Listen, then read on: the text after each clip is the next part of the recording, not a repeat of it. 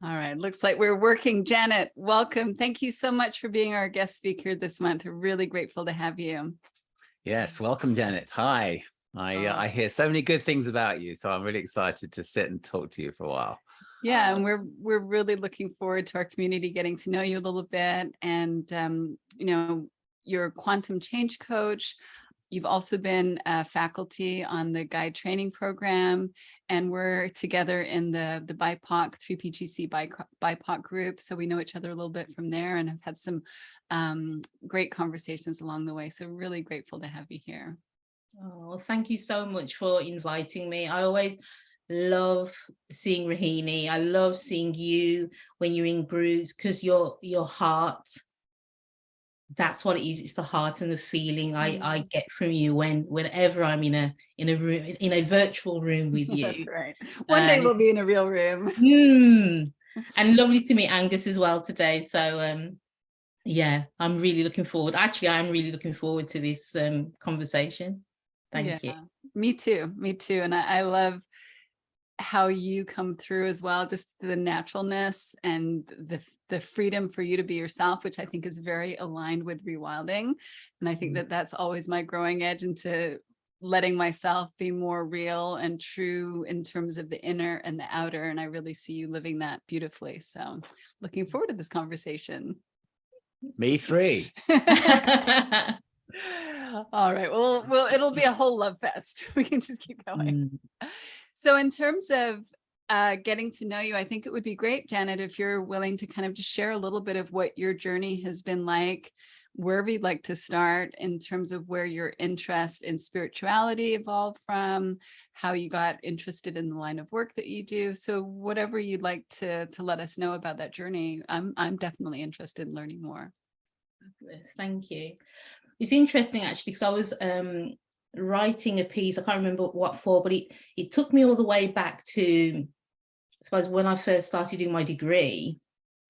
And well, before my degree in the UK, you have A-levels. And so when I left school, did my A-levels, I wanted to be like my mom, because my mom was a care assistant and she's just so loving and giving. I thought, okay, then I'm going to go into nursing. This is what I want to do. So it was nursing with A-levels in sociology and psychology. And it took 2 weeks of bed baths for Janet to realize that that was not the path. It's not the path. However, psychology was. And so, because what fascinated me about psychology, and it was your traditional, Piaget, Bowlby, classical conditioning, all of that kind of stuff, was how people worked. It truly, I thought, oh my gosh, there are theories behind how people work, and things don't just happen by accident. And so that was amazing and fascinating to me. And so that took me on a journey doing psychology as a degree. Then I loved university so much. I didn't really plan for what's going to happen afterwards. So I left uni with this, a degree in psychology and not really knowing what to do with it. And so I literally went into the library and got the careers book, because that's how old Janet is, got the careers book and literally flicked through and thought, what can you do with psychology?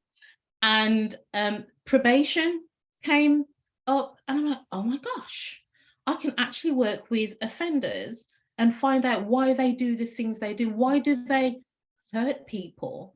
But also, how can I help them and the victims not to be hurt, not to hurt and be hurt anymore? So that started me on the fascination of humans and behavior and how we change our behavior, and spent a decade within criminal justice doing that work. And at the same time, because it felt as if I'd reached the pinnacle when I got into probation. It's like, okay, I'm on my career path. This is what I'm going to do. And at the same time, I felt that something was missing. There was a hole, there was a gap. And I say a lot of my friends, a lot of my Black female friends, were in Black-led churches. So it's like, well, maybe that's where the gap is. Maybe, I mean, my mom had sent me to Sunday school, kiddie church years ago, but, rebelled against that at the age of 16. And then, you know, coming to the age of 30, it was, okay, something's missing. I wonder if this will fill the gap. Mhm. And so I went down the traditional route of a Pentecostal church. It wasn't a Black-led church because there seemed to be so much oppression within the church. You know, you had to dress a certain way and look a certain, like, oh no, not for Janet. But that's what ignited the fire. When you say about spirituality, Mhm. I knew there was something else.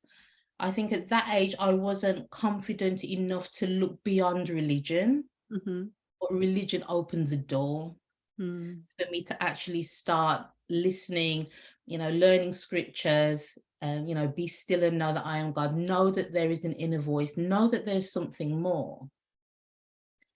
And it was when I started studying NLP, when I started asking myself really challenging questions, like if, you know, talking about language patterns and your life is directed by the thinking you have. And I remember sitting and thinking, well, God, where are you in all of this? If this is, well, if this is all there is, then where are you in all of this? Because, well, where do you think thought comes from? Where do you think all of this? I went, oh, well, okay. And that really started me on the journey of questioning religion and questioning, I suppose, what I believe to be true about religion, and actually looking beyond scripture, beyond doctrine. Mhm. And so I suppose that spiritual journey, along with my career journey, were in tandem. And I didn't realize, as I'm speaking with you now, that's it's refreshing. That's something new that I hadn't seen, that they were going along together. And then it got to a stage in my career within probation that I wanted to be a trainer and facilitator, because I've been doing group work within criminal justice, and realized that I love developing people. That's what I loved. And so it got to a stage where I wanted to go into training section. They wouldn't allow that to happen. So I left and set up my own business. And at that point, I'm like, oh my gosh, I am a Black female in a predominantly white male world. That's what I saw. Whenever trainers came into the organization, it was always white male or white female. And I was really scared, because I thought, oh my gosh, can I do this? Will anybody employ me? So I thought, okay, I need more skills. And so learned NLP, emotional freedom technique, balance approach, everything you could think of to help people. Because I thought, I just haven't got enough. And it was when I was on an NLP master practitioner, because clearly I needed more qualifications to earn more money. So I was on an NLP master prac with Jamie Smart. And then I realized, I thought, this isn't traditional NLP training. There's something, and I could feel that. And so when I asked his managing director what was going on, she says, oh, he's on a spiritual journey. I'm like, okay, this feels right to me. And that's when I then met Aaron, because Aaron came to do a talk and opened up more of the principles. And I'm just like, this is it. This feels, there's a feeling about this, which isn't about a technique. It isn't about doing something to somebody. This is about actually realizing what's within. And it was the first conference at Tikkun, gosh, in 2010, I think. And I saw Amy introduce her father's work, the Medela. And it was that, listening to the people who lived within Medela, who had received this training, and just realizing, just seeing the health. And I'm like, what came to me was, this can change the world. And then it was, I'm going to do whatever I can in order to learn these so that I can help other people. And this is where the pivot came, where I realized what I saw was, it wasn't about me helping other people. It was actually me helping myself. I didn't even, I never thought, because I've always taken training to share with other people, not realizing, not even thinking that I had changed or transformed. It's just another technique I can take and apply. But the principles moved beyond that. It showed me that all of this wanting to improve and wanting to help people, it wasn't helping there, it was seeing myself. And that was so revolutionary for me, because since then I haven't been on another course to learn something else about me or to share with somebody else. It stopped that searching that I'm not good enough. And I didn't even realize I had that I'm not good enough until I realized, actually asked myself, why am I learning all of these different techniques? What is that about? And so, of course, I became an evangelist for the principles. I was like all over the place sharing it. It was amazing. And then so I was going to say in 2011, I had the opportunity to run the first 3 principles program within criminal justice. I worked with female offenders. And it really was literally sitting outside the building just before the session thinking, okay, I know I want to point them in that direction back towards themselves. I don't know how I'm going to do it today. And it was literally 10 weeks of fear. It was just like,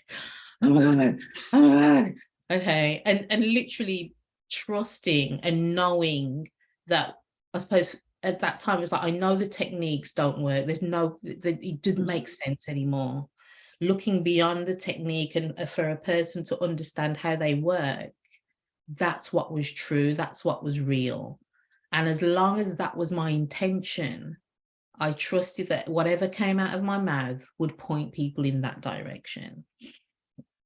And it was amazing. I had some wonderful experiences with beautiful people that I'd met within criminal justice. I mean, I was a probation officer before, but to actually be myself in a group with other people and say, look, we all are this. We have to, let me hear your wisdom so that I can learn from you. And it was a different way of working, which I loved. It was so dear to my heart. And even some I say die-hard women who had been in the system for years, and they knew the language of, oh, you're trying to move me from action to maintenance in the cycle of change, or they knew the language. I mean, no, that's not what I'm doing. Right. Not moving you anyway, but you do. No, I'm not doing that. What I'm doing is actually want you to see yourself for who you are. And that was amazing from like 2011 to 2015. And then at 2015, things started to feel stale for me within the principles community. Like I said, I'm an evangelist, I'm there, it's amazing, it's wonderful. But I got the feeling that I was saying the same things over and over again. And an insight I had at that point was, Sydney Banks was the only person that ever truly saw the principles for what they were.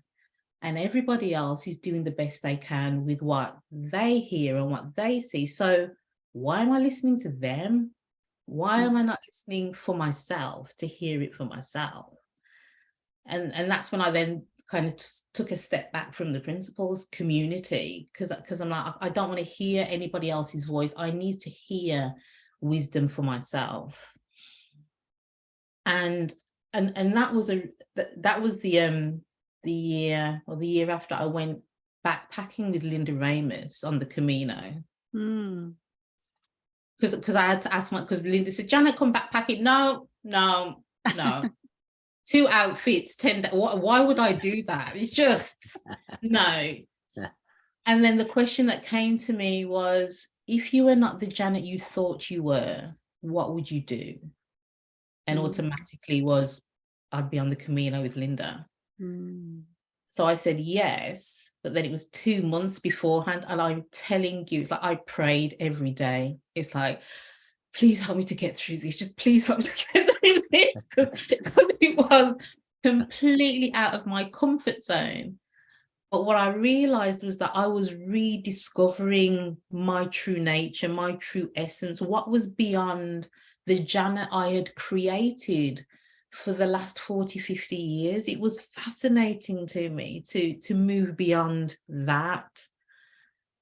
And so on that journey of peeling back who I thought I was, I would get glimpses, and just little glimpses of connecting and being all there is, the oneness. It was fascinating to me. And then what came to me was like, the principles are metaphors for the one true principle. This is what I heard, that Siddha, there was only ever one principle, which was mind. And for me, it's like, if people can understand that that's their true identity, that's what you are, then everything else is noise. Yes, the principles it gives me a language with which to speak about things, but in experiencing the isness, the allness, the oneness, everything else is an illusion. And is that the moments I see that, everything else is just, it's just ridiculous, really. It's just, and I do, you know, I mean, and Rhynie knows, I do get into my humanness. I do get angry and upset, and you know, but what's beautiful is that I see it. It's like I allow myself, I give myself permission to be all, everything. This is, I'm talking about the allness, the isness, the form, the formless. It's all happening at the same time. So I allow myself and give myself permission to experience and express all of that, knowing that it doesn't change what I am in essence. Yeah.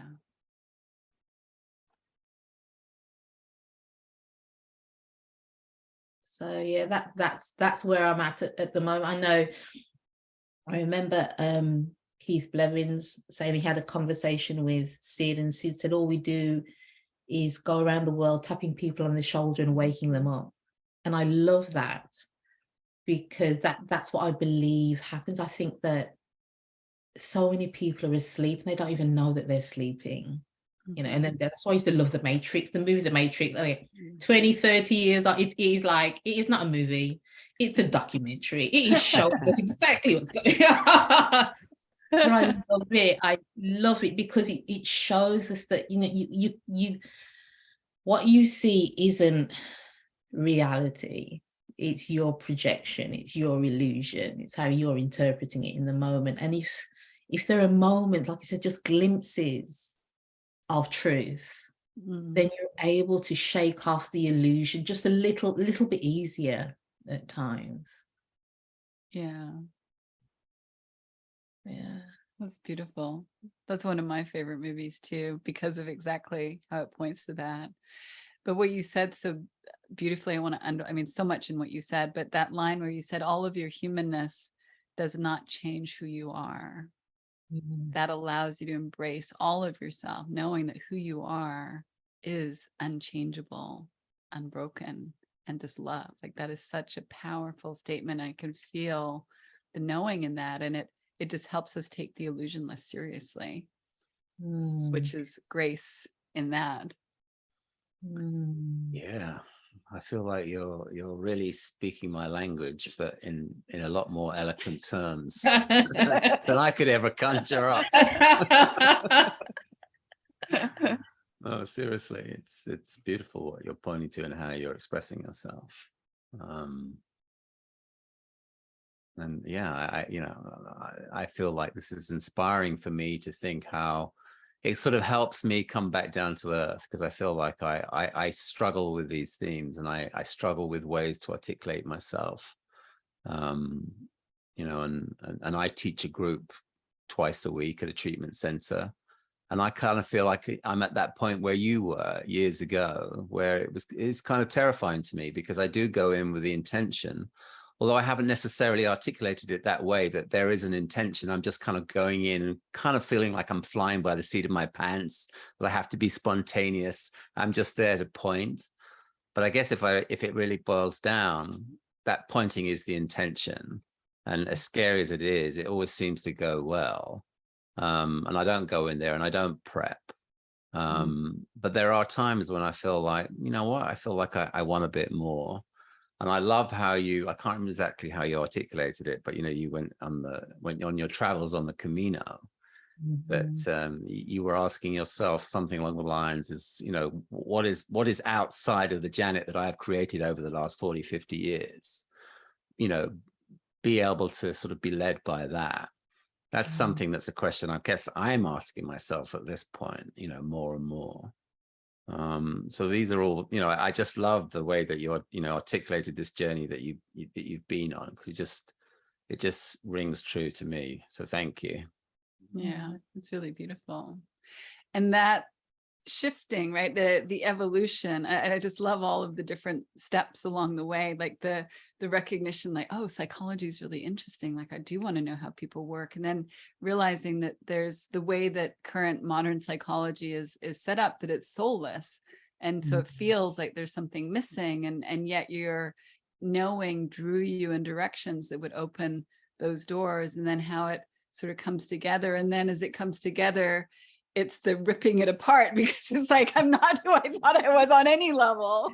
And you go do the Camino, and it just, that the willingness to have that constant evolution, I think is so beautiful and so inspiring, because it is infinite and we just see what we see in this moment, but there's always more that's going to reveal itself. Not that we need to have more, like you said, the seeking stops, but there's just the enjoyment of knowing that, you know, things are probably going to look different in 6 months' time than they do now, and so be it, and that's good. Lovely. Yeah, and it is fascinating, because as you said, it is that knowing. It's the shift from believing to knowing. It's that I know. In my words, I am God in human form. I know I am all things all the time. And it's not the God that they teach in church or religion. It's that allness. It's like there is nothing outside of the infinite. There is nothing outside of that. And so I am that as well. I'm an aspect of that.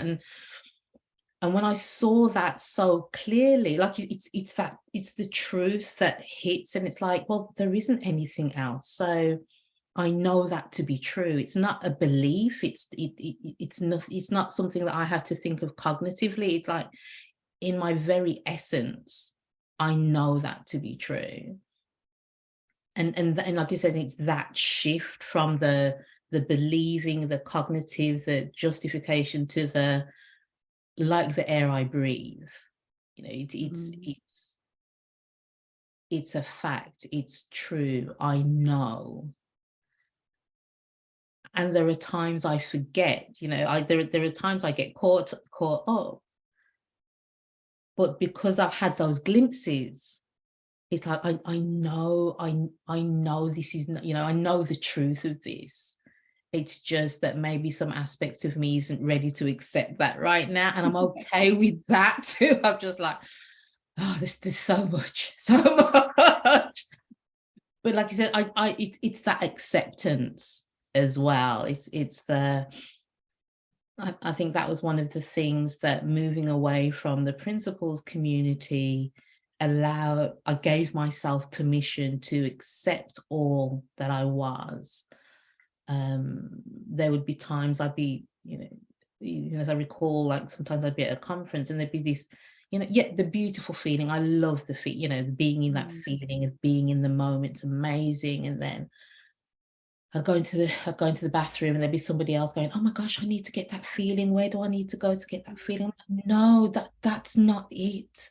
And I'd get so frustrated and angry, because I'm thinking that's what people are taking away from the conference. That's not the truth. That's not what people are pointing towards. So moving away from that allowed me to be okay with my anger, be okay with my upset, and see where that was coming from. and trusting that which I am, trusting that which we all are.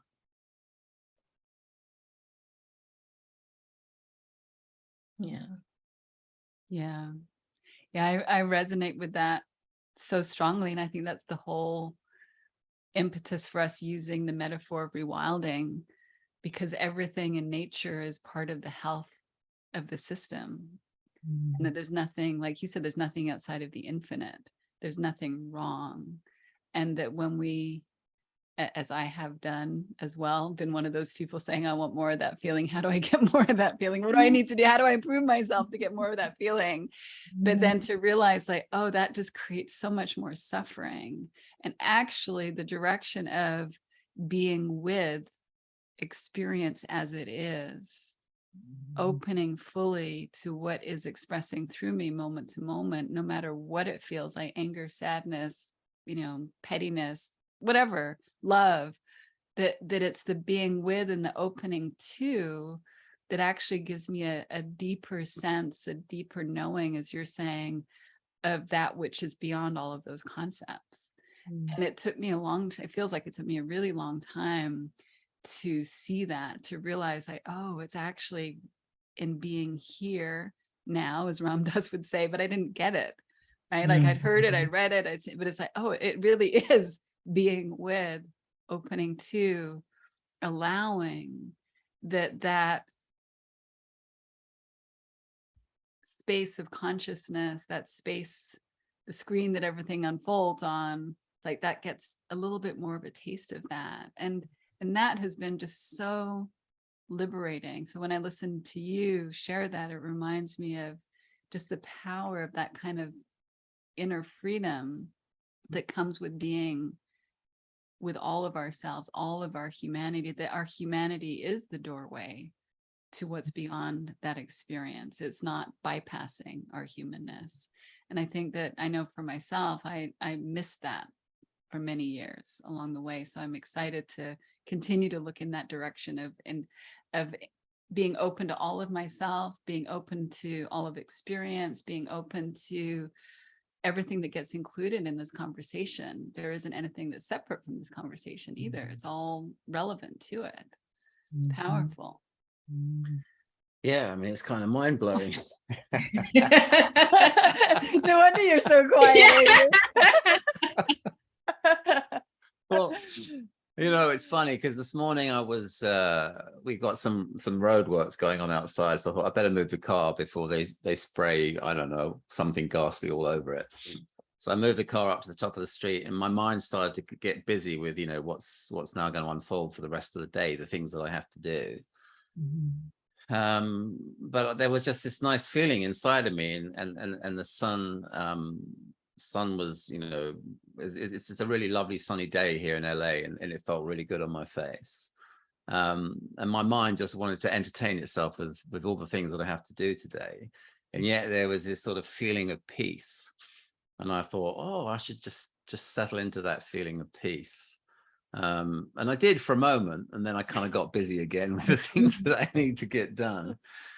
And I guess in this conversation for me, I feel like there is this sort of going back and forth, and I understand that. And even though I understand that, when I say the going back and forth, there are times when I sort of allow myself to feel my essential nature. I allow myself to feel the divinity within. There are those fleeting moments, but I am so gripped by the machinery of just wanting to do things on my terms. And that's where I get caught up. So I got busy again. There was this one fleeting moment. Oh, this feels really beautiful. And I guess that this conversation for me just reminds me, Janet, I just love the way that you're articulating this, that it is about seeing that there is this divinity within me that wants to experience life through this human vehicle. And we all are one spiritual being having this human experience. And I just forget that, on a constant basis. And these sort of conversations remind me that this is the deal.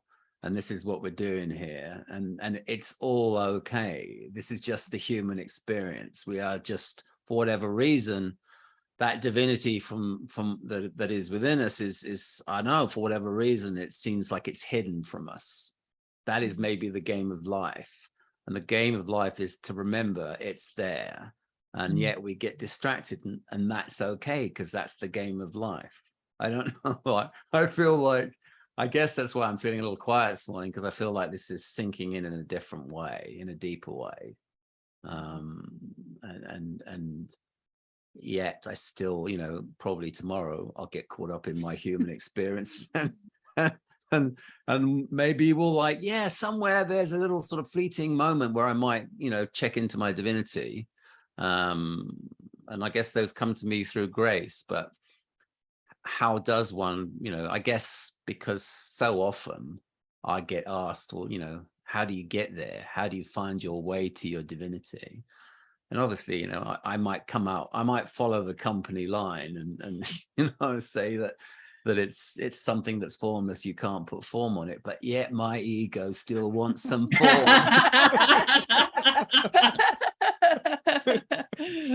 I can't let that go. You know, and just knock yourself out with it. That's what I do. So it's like, knock yourself out, because as we said, there's nothing wrong. This is part of the journey. So I still work in criminal justice. So I'll do contracts within probation. Sometimes I'm teaching groups and sharing the principles. Yeah, sometimes I'm sharing, purposefully and consciously sharing the principles. Other times I am interviewing for reports for courts. And what I know is I am the principles in that moment. And so I think I've shifted from, oh my gosh, I want to share the principles and do it in a certain way. And when I realized that, like there's this knowing, I am the principles in motion, I don't even have to share that. I don't even, like you said about, I'm not even consciously tapping into my divinity or, you know, saying, let me be in the moment. There's a person that's in front of me or I'm speaking to on the phone, and just to be quiet, to listen with nothing is the principles in motion.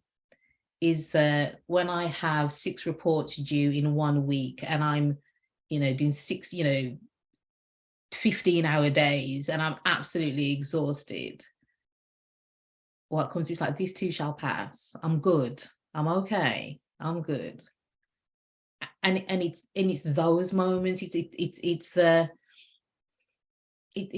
I remember listening to one person, Matt Kahn, and he was saying, you know, he's gone to the Akashic records and gone to the 10th level of consciousness, whatever that was, and he was up there. He's like, okay, now I'm here. What now?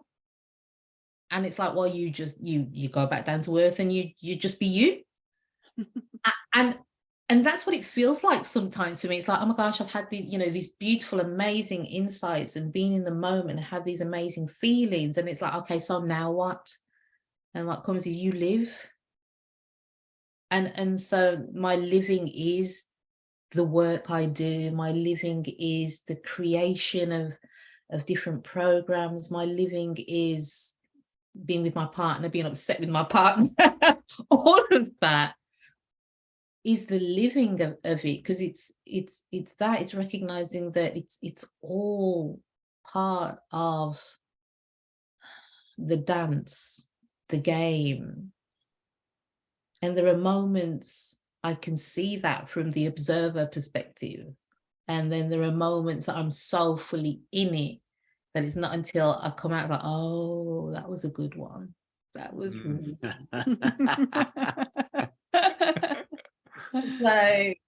so yeah, and like I said, I arrive at these different points angles because I say lean into those. It's like, okay, is this true? Is this real? Can I really control this? And how do I feel if I do try to control it? That's interesting. And, you know, can I make a theory? Can I create things? I mean, I like to see patterns in things. I love to see patterns in things, but I also recognize I can see a pattern is not necessarily always going to work out the way I think, but it's about having that fun along the way. Like you said, it's that lightness. It's like, you know, enjoying even the difficult moments in life, and not enjoying like, oh my gosh, this is amazing. It's just like, oh, that was a really interesting experience I've just had there. Mhm. Or even after 3 months of being in an experience and not seeing it, you're like, wow, I suffered for a while. It's so true. Yeah. Yeah, so as Janet said, knock your socks off. Oh, no, Amy. it's in these terms, it kind of feels like a treasure hunt. Yeah, absolutely. And it is that. It's the, I mean, I've been working with a business coach recently, and she's amazing. She's so intuitive. She's brilliant. But she's like, Janet, you know, you have to make up models and you have to make up forms because people like to see a model and a method. I'm like, huh. And then, you know, 10 years ago, like, no, there's no form. I can't put anything on it. That can't write anything down about it. Possibly can't. Whereas now I'll make something. I'm like, oh, it's brilliant. Just chuck that in and let's see what happens. Because the judgment isn't there. It doesn't have to look like a thing anymore. And if it resonates with somebody, that's great. If it doesn't, that's fine as well, because it's that constant evolving, changing, seeing things differently. So yeah, I'm really having fun. Yeah. I like the idea too, comes forward for me is like, yeah, you know, one might create a form, but then as long as one deconstructs the form and shows that the form is an illusion, that would be a really powerful way to do it. Because I really, in the work that I've done with, I suppose a lot of my work's been with people from disadvantaged backgrounds, like in criminal justice or in minority ethnic communities. They are not going to, well, one, pay for the training that we offer. And it's not even sometimes about the fee, it's about a mindset. You know, like, you know, when my parents came here, you just got on with the job. There was no issue, you just got on with it. And that kind of ethic has been passed down through generations. And so when there's an issue or a problem, many people don't go to seek help from a counselor, or it's like you just get on with it. And so people don't think about investing in themselves. And so in meeting a person where they're at, if it is, okay, here's 3 steps to X, Y, and Z. And if it's 3 steps that points them back towards themselves, that's fine. I'm good. Because that, if just pointing them in a direction that they may never have even considered before, that's my job done. That's it. So like you said, it's meeting people where they're at so that they can at least hear something that may resonate with them. The most simple thing, the easiest thing. Yeah, there's such a freedom from rules and dogma, and the way that I hear you sharing, it's like there's just you really listening deeply to what's of service. And if it's 3 steps, it's 3 steps. If it's formless energy, it's formless energy. Like, it's really just meeting people where they're at, and knowing that it's all God. Like, even you being caught up thinking about your list for the day, that's the divine expressing itself. So you can lean into that and see where it takes you. So there's no separation ultimately, but we make it up. Yeah, the illusion. That's right. And we make up that this is better than that because we like a certain feeling more than another feeling. But really, it's like, oh, it's all the same thing being just expressed in different ways. And how does that freedom feel when we see it that way? Yeah. Oh, it's a deep conversation, Janet. You're taking us to good places. Angus isn't going to get any work done today because he's going to be sitting here contemplating for the rest of the day. All your plans have just got ruined. Go and sit outside. Exactly. That's what I think is going to happen. That'll be a good thing. It is. It like I said, I love having these conversations too, because I spend so much time organizations where I'm either firefighting or something like that. And so to have this conversation is just a wonderful opportunity for me, because I suppose a lot of the time I'm in either a mentoring or coaching or guide position. And I love it. I do love it. But also to have these conversations where it's just sharing what I see and makes sense. Because when you're saying it's a deep conversation, I'm like, wow, this is normal. This is what goes on in my head all the time. This is, but I don't express it, because if I started speaking this way, people are like, Jan, okay. I see a few complaints coming. It's like, Janet's crazy. She doesn't know what she's talking about. She's just talking about nonsense. So she's lost the plot. Oh, I am. Oh my gosh. Yeah, I'm known for that. Yeah. Well, it's such a gift for us to get a little peek to what's going on inside of your mind. Yeah, no, it's really beautiful. And as Angus said, you articulate the simplicity and the depth so well. Like the simplicity is there, but the depth is not lost in that, which is so powerful. It's impactful, and I can feel how I've been impacted by this conversation. Oh, for sure, absolutely. Yeah. Like it is the questioning. I think something that I realized recently, and I've heard it before, but it says the quality of your life depends on the quality of your questions. And for me, I'm not afraid to ask the question. When I'm recognizing and noticing that I'm feeling a little bit anxious about something, so well, what's that about? What do you think you're frightened of? And as soon as I put it in that way, it's just like, there isn't anything, that's stupid. And then just ask the question, so it, like, slowly just, I suppose, seeing my own barriers, my own borders, and pushing beyond those. Just that's been what I've been seeing more recently. It's the, gosh, you really believe that to be true. That's fascinating. And there are some things that I hold on to because I see them. I'm like, yeah, that still makes sense to me. Yeah, I'm gonna hold on to that one. And there are others that just don't. So that's what I'm enjoying at the moment. That sounds like fun. Sometimes. Until everything dissolves. Oh, this is a bit scary. Let me believe in something. Oh my gosh, it's there's been a couple of times where everything's dissolved and it felt like I haven't had a foundation. It's like nothing's real, nothing's true. So what is? And there's that free fall feeling just for a moment, and then it's like, but the formless, the infinite, that is truth. And I kind of feel okay again. But there have been a couple of moments where you're just free fall. It's like, nothing's real. Oh my God. What's the point? All gone.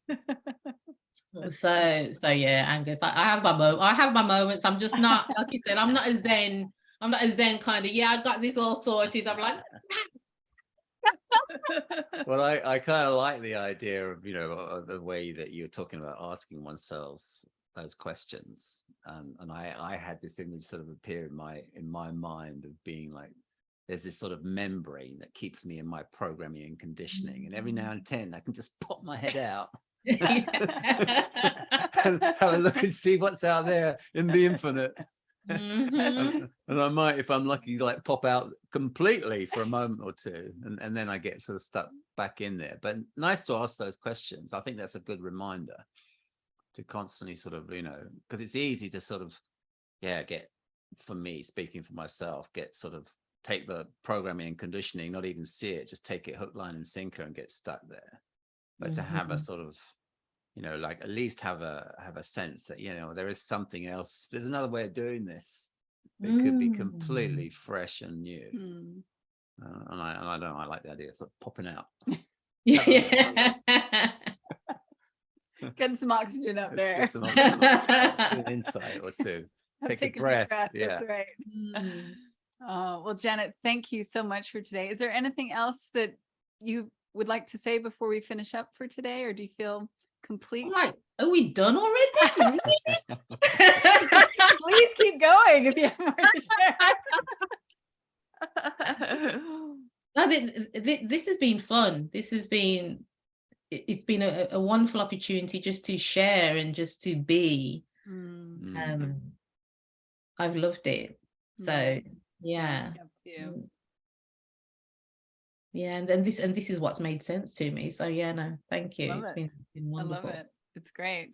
And that is just going to keep evolving. So we're going to have to keep having conversations with you. That's right. Yeah. Catch up. Every Monday morning, I'll kickstart my week. Janet. Oh, I'm just going to start coaching with Janet, it sounds like. All right. Well, it's so lovely to spend this time with you, and look forward to more conversations to come. Thank you so much. Oh, Thanks, thank you. Janet. It's been lovely. Thank you.